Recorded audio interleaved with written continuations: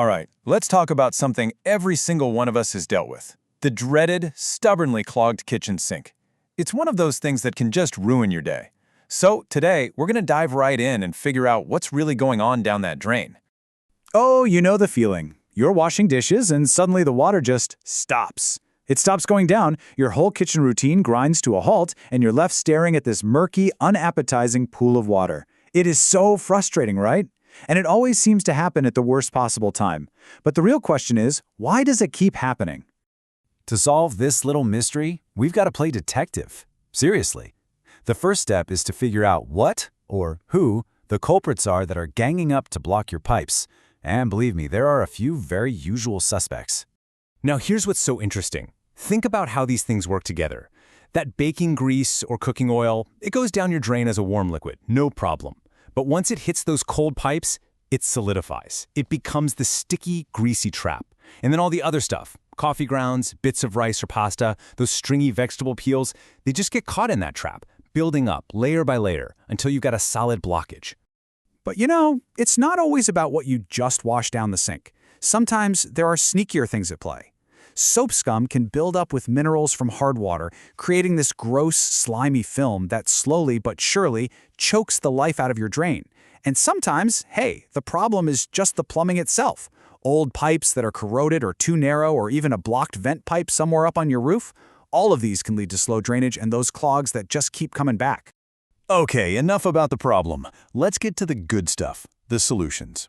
Before you even think about picking up the phone to call a plumber, there are some really powerful first line of defense tactics you can try all by yourself.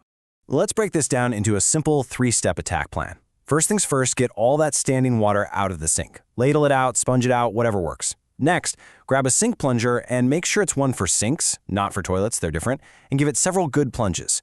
If that doesn't do the trick, it's time for a drain snake.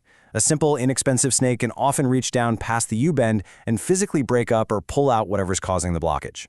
And here's a fantastic tip specifically for those greasy clogs we were talking about. A good squirt of dish soap, which, is designed to break down grease, followed by a flush of hot water can often work wonders.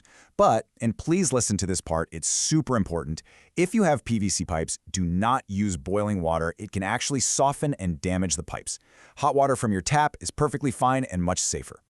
Now, I really want to pause here for a second because this is so important.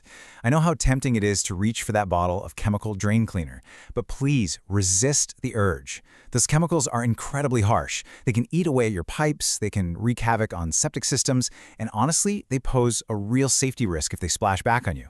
They're just not the quick fix the commercials make them out to be. So, you've done it.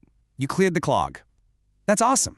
But the real win, the ultimate victory, isn't just fixing the problem this one time, it's stopping it from ever happening again. And that's all about shifting from being reactive to being proactive. And this is how you do it.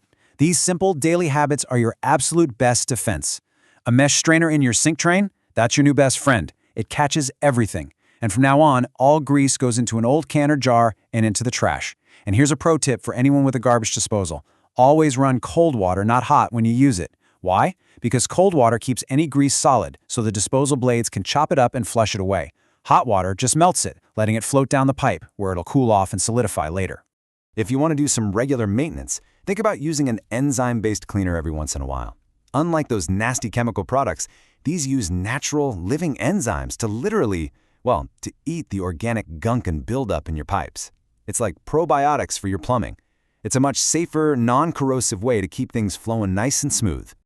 Look, as much as we love a good DIY fix, it is absolutely vital to know your limits. Sometimes what looks like a simple clog is actually just a symptom of a much bigger issue lurking deeper in your plumbing. And pushing a DIY fix too far can sometimes make things way worse.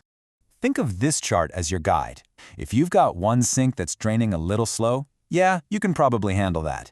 But if you're dealing with clogs that keep coming back no matter what you do, or you're getting foul odors coming up from the drain, weird gurgling sounds, or, and this is the big one, multiple drains in your house are backing up at once, that's it. It's time to call a professional. Those are all red flags pointing to a deeper problem in your main plumbing line.